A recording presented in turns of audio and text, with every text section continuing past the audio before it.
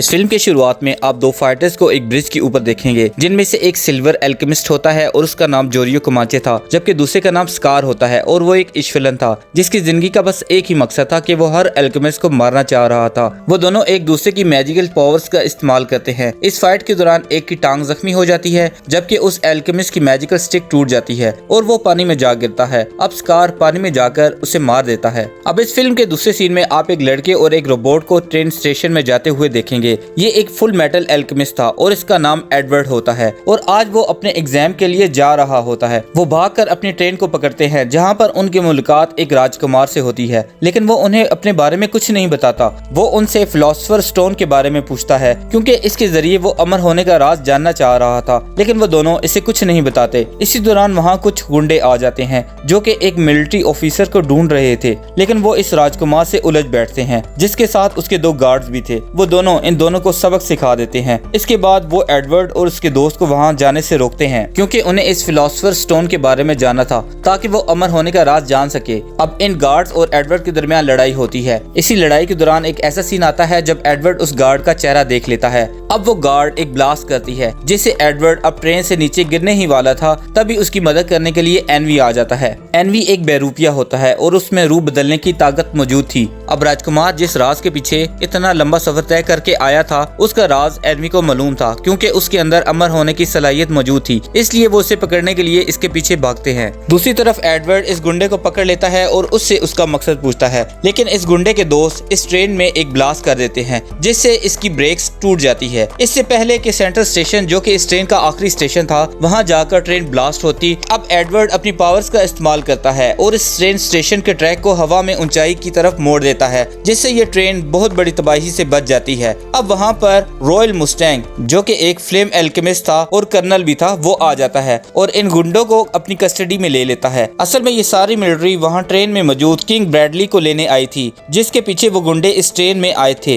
वो एडवर्ड की बहादुरी से बहुत खुश होता है। उन्हें अब मालूम पड़ता है कि इनके मुल्क में स्कार के नाम का एक शख्स आया है, जो कि तमाम अल्केमिस्ट सोल्जर्स को बारी बारी कत्ल कर रहा है। एडवर्ड को मालूम पड़ता है कि उसके माथे पर एक निशान भी है। अब कर्नल एडवर्ड की हिफाजत के लिए दो गार्ड्स इसके साथ रखने का फैसला करते हैं, लेकिन वो दोनों इन गार्ड्स को चकमा देकर वहाँ से भाग जाते हैं। अब वो एक लड़की की मदद करते हैं जिसका नाम मे होता है और उसका एक छोटा सा बालू भी था जिसका नाम जिंग होता है। मे भी इस शहर में अमर होने का राज जानने के लिए आई थी। खाना खाने के बाद वो एडवर्ड को छोटे के नाम से पुकारती है, जिससे इसे बहुत गुस्सा आ जाता है। इसलिए वो अपनी जान बचाने के लिए स्कार के पीछे छुप जाती है। एडवर्ड के गार्ड्स भी इसे ढूंढते हुए यहाँ पर पहुँच जाते हैं। वो स्कार इसके गार्ड्स को मार देता है। अब वो इन दोनों की तरफ बढ़ता है। स्कार की पावर्स बहुत ज्यादा थी कि इसके सामने वो रोबोट भी नहीं टिक पाता। अब वो एडवर्ड की तरफ बढ़ता है और एक वार करके इसका मेटालिक बाजू भी तोड़ देता है। वो आज इसे मारने की नीयत से आया था। अब मरने से पहले एडवर्ड इससे वादा लेता है कि मेरी जान लेने के बाद तुम मेरे दोस्त, मेरे भाई यानी कि उस रोबोट को छोड़ दोगे। लेकिन एन मौका पर वो फ्लेम एल्केमिस्ट भी इसकी मदद के लिए पहुंच जाता है। फ्लेम एल्केमिस्ट नहीं जानता था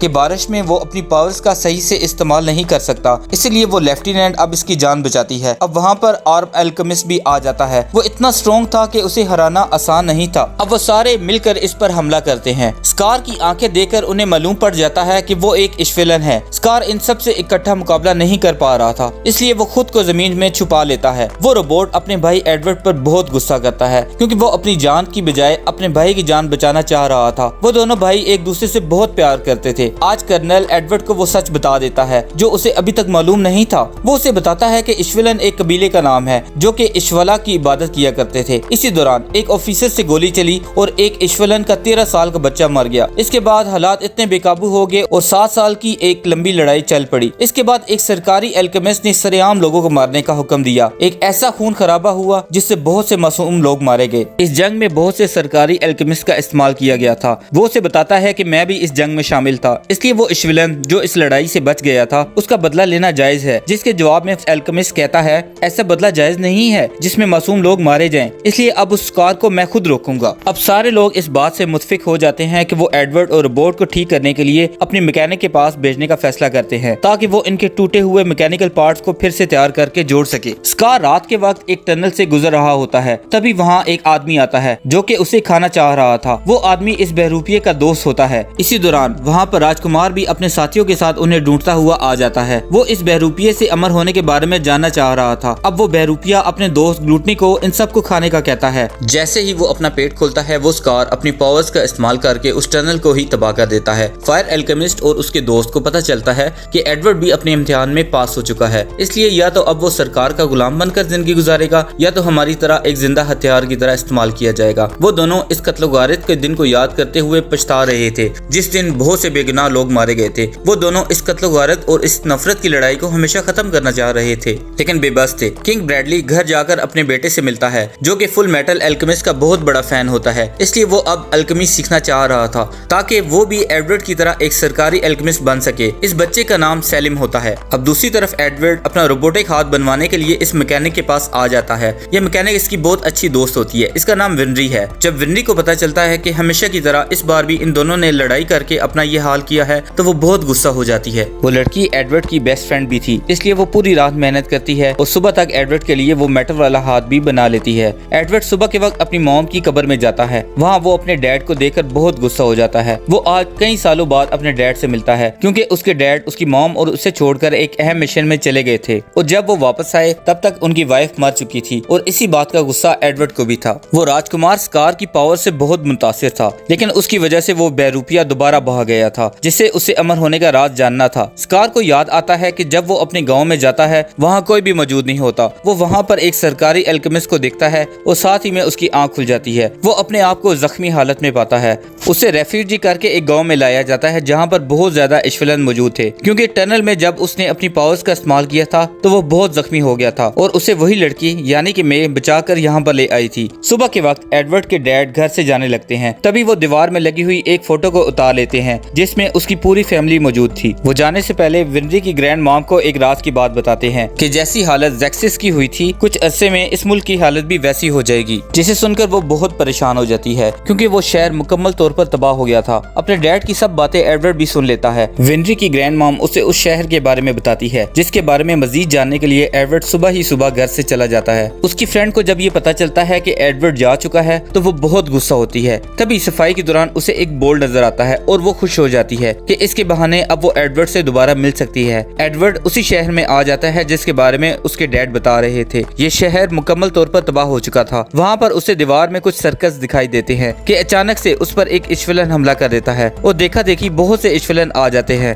जो उसे मारने ही वाले थे कि अब एक बूढ़ी औरत आ जाती है, जिसकी बात सब मानते थे। वो एडवर्ड से उन इश्वलन की बर्ताव की वजह से माफी मांगती है, लेकिन वो उसे बताती है कि हमारे साथ जो एमेस्ट्रियन ने किया उसके लिए मैं उन्हें कभी माफ नहीं करूंगी। मुझे मालूम है कि सब एमेस्ट्रियन बुरे नहीं होते। अब एडवर्ड को मालूम पड़ता है कि बगावत के दौरान 2 एमेस्ट्रियन डॉक्टर ने बहुत से इश्वलन की जानें बचाई थी। उसे मालूम पड़ जाता है कि वो विनरी के पेरेंट्स की बात कर रहे हैं। अब हम माजी का सीन देखते हैं जब उसके पेरेंट्स उन इश्वलन का इलाज कर रहे थे जिनके दिलों में नफरत भरी हुई थी, लेकिन उसके पेरेंट्स अपने फराइज से मजबूर थे और वो दिन रात इन जख्मियों की खिदमत करते हैं। वो दोनों अपनी जान की परवाह किए बगैर वहाँ से नहीं जाते। एडवर्ड को मालूम पड़ता है कि एक इश्वलन ने जिसकी जान डॉक्टर रोकबेल ने बचाई थी, उसी ने उन दोनों को मार दिया था। वो बूढ़ी औरत उसे बताती है कि जिस इश्वलन ने इनकी जान ली थी उसके माथे में बहुत बड़ा निशान पड़ा हुआ था और उसके बाजू में टैटू बने हुए थे। दूसरी तरफ स्कार को मिलने उसके गुरु आते हैं, जिसे मालूम पड़ चुका था कि उसका एक स्टूडेंट आजकल बदला लेने के लिए तमाम सरकारी एल्केमिस्ट को एक एक करके मार रहा है। वो उसे समझाते हैं कि ऐसा करना गलत है, अगर तुम किसी से बदला लोगे कल तुमसे कोई बदला लेने आ जाएगा। वो उसे समझाते हैं कि तुम्हें इस नफरत को खत्म करना होगा। दूसरी तरफ स्टेशन में एडवर्ड को वो बच्चा सेलिम मिलता है। वो उसे देखकर बहुत खुश होता है। अब वो बच्चा एडवर्ड को देखकर उससे छोटा होने का ताना मारता है, लेकिन उसके पास उसके किंग एडवर्ड यानी कि उसके डैड भी मौजूद थे, जिसकी वजह से एडवर्ड अपने गुस्से पर काबू पा लेता है। अब वो सेंट्रल होटल में जाता है और अपने रोबोट दोस्त को बताता है कि स्कार ने विनरी के पेरेंट्स को मारा है।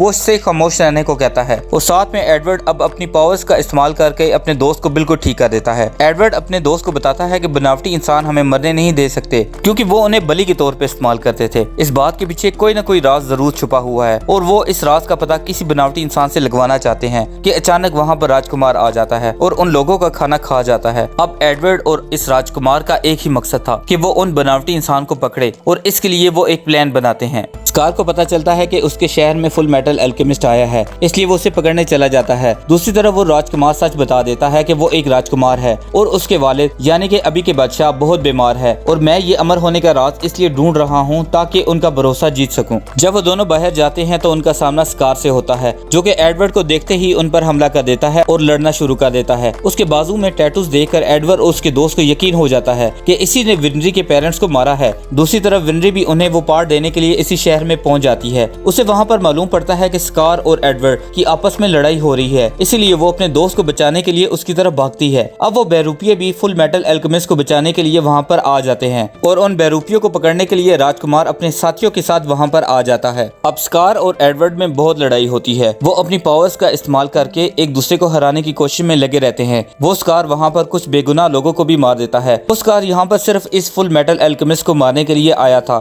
अब एडवर्ड उससे पूछता है कि तुमने डॉक्टर रोकबेल को क्यों मारा था। इसी दौरान विनरी भी वहाँ पहुँच जाती है और आज उसे सच पता चल ही जाता है कि मेरे पेरेंट्स ने जिनकी जान बचाई थी उन्होंने ही उन्हें मार दिया था और वो बहुत अफसुर्दा हो जाती है। अब वो अपने पेरेंट्स की मौत का बदला लेने के लिए पास में पड़ी हुई गन उठा लेती है और स्कार पर तान लेती है। स्कार को मालूम पड़ता है कि विनरी उन डॉक्टर्स की बेटी है। वो उसे कहता है कि तुम मुझ पर गोली चला सकती हो, लेकिन अगर तुमने ऐसा किया तो उसी लम्हे तुम मेरी दुश्मन बन जाओगी। अब वो स्कार फुल मेटल एल्केमिस्ट को मारने के लिए आगे बढ़ता है, जबकि एडवर्ड अपनी फ्रेंड को गोली चलाने से रोकता है ताकि स्कार को गोली न लग जाए। इसी दौरान उसे अपने भाई की याद आती है जब वो उसे एल्केमिस्ट से बचा रहे होते हैं और अब वो एडवर्ड पर हमला नहीं करता और वहाँ से भाग जाता है। अब एडवर्ड अपनी दोस्त विनरी को कायल कर लेता है कि वो अपने हाथ को खून से गंदा ना करे, क्योंकि उसके ये हाथ दूसरों की मदद करने के लिए बने हैं और उसके ये हाथ लोगों को नई जिंदगी देते हैं। इसके साथ ही वो ये गन छोड़ देती है। उसका दिल बहुत दुखा हुआ था, इसलिए वो बहुत रोती है। दूसरी तरफ वो बेरूपिया अपनी जान बचाने के लिए हर जगह भागता है। वो दोनों दोस्त अमर थे, इसलिए इस राजकुमार और उसके दोस्तों का कोई भी हमला उन पर कुछ असर नहीं करता है,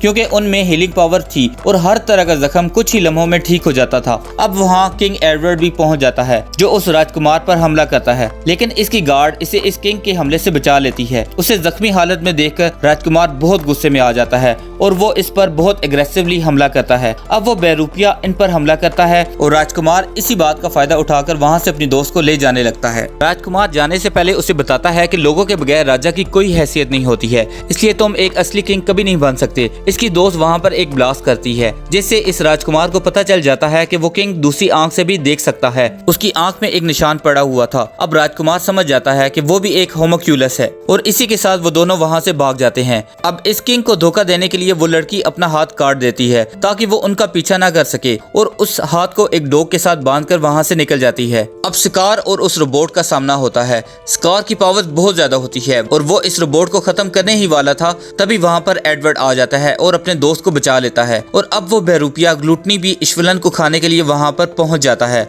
और स्कार पर हमला कर देता है। इसी दौरान वो राजकुमार भी वहाँ पर आ जाता है, जो कि एक बॉम्ब की मदद से ग्लूटनी को ब्लास्ट कर देता है। इससे पहले कि वो खुद को हील करता, एडवर्ड उसे एक मजबूत सी रस्सी ला कर देता है, जिससे राजकुमार उसे बांध देता है और पकड़ लेता है। इसी दौरान स्कार अब एडवर्ड को मारने के लिए आगे बढ़ता है, लेकिन वहाँ लेफ्टिनेंट पहुँच जाती है, जो कि एक गोली मारती है, जिसकी वजह से स्कार की टांग जख्मी हो जाती है और राजकुमार अब उसके साथ बैठकर अपनी दोस्त को बचाने के लिए चला जाता है। वहाँ पर मे भी आ जाती है और स्कार को जख्मी हालत में देखकर परेशान हो जाती है। वो वहाँ पर एक ब्लास्ट करके उसे अपने साथ ले जाती है ताकि उसे कोई भी ना पकड़ सके। इस राजकुमार की दोस्त काफी तकलीफ में थी। इसने अपनी जिंदगी में बड़े मकसद के लिए अपने हाथ की कुर्बानी दे दी थी। वो राजकुमार भी ये बात जानता था कि जिस राज के बारे में वो जानना चाह रहा है उसके लिए उसे कुछ कुर्बानियां जरूर देनी पड़ेगी। इसी दौरान वो कर्नल भी वहाँ पर आ जाता है। इसी ने उस राजकुमार की दोस्त के लिए डॉक्टर मंगवाया था।